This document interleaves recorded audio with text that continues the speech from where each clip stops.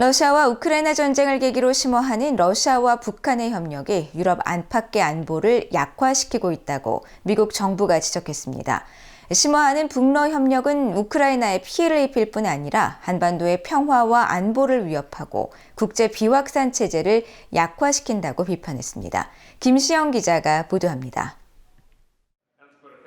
캐서린 브루커 유럽 안보협력기구 주재 미국 대사대리는 17일 오스트리아 빈에서 열린 유럽 안보협력기구 상설 이사회에서 북한과 러시아의 군사협력 문제를 정면으로 지적했습니다.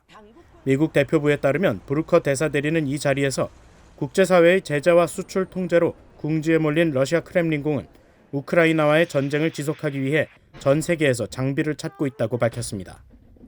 그러면서 우리 정부에 따르면 북한은 지금까지 러시아의 수백만 발의 포탄과 탄도미사일 발사대, 수십 발의 탄도미사일 등 컨테이너 18,000개 이상 분량에 달하는 군사 장비와 군수품을 공급한 것으로 나타났다고 밝혔습니다. 이어 러시아는 북한이 제공한 군사 장비를 활용해 우크라이나 도시를 공격하고 민간인을 살해하며 불법적인 전쟁을 이어가고 있다고 지적했습니다. 브루커 대사대리는 또 블라디미르 푸틴과 김정은의 상호 지원의 파급 효과는 광범위해서 유럽 안보협력기구 지역 안팎의 안보를 약화시키고 있다고 우려했습니다.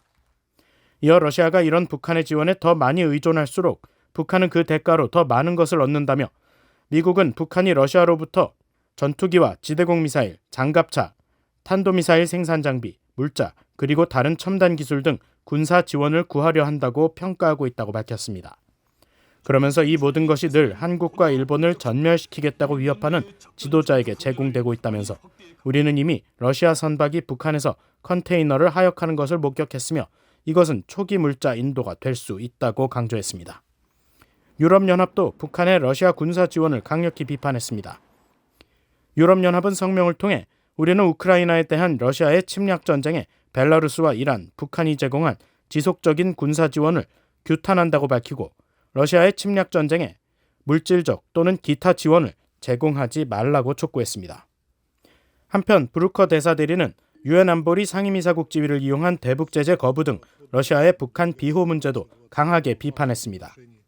러시아는 북한에 대한 제재를 효과적으로 감시하고 집행하는 안보리의 능력을 약화시켰으며 이런 북러 협력 심화는 우크라이나에 피해를 입히고 한반도 평화와 안보에 대한 위협을 심화시키며 글로벌 비확산 체제를 약화시킨다고 지적한 것입니다. 그러면서 이에 대응해 미국은 동맹 및 파트너들과 긴밀히 협력하며 여러 다양한 조치를 취하고 있으며 특히 북러 간 무기 거래를 조장하는 개인과 단체를 제재했고 필요할 경우 새로운 제재를 부과할 것이라고 밝혔습니다. 이어 최근 미국과 호주, 캐나다, 프랑스, 독일, 이탈리아, 일본, 네덜란드, 뉴질랜드, 한국, 영국 등 11개국이 유엔 대북 제재의 완전한 이행을 지원하기 위해 러시아의 승인에 의존하지 않는 새로운 다자 감시 체제, 다국적 제재 모니터링 팀을 발표했다고 소개했습니다.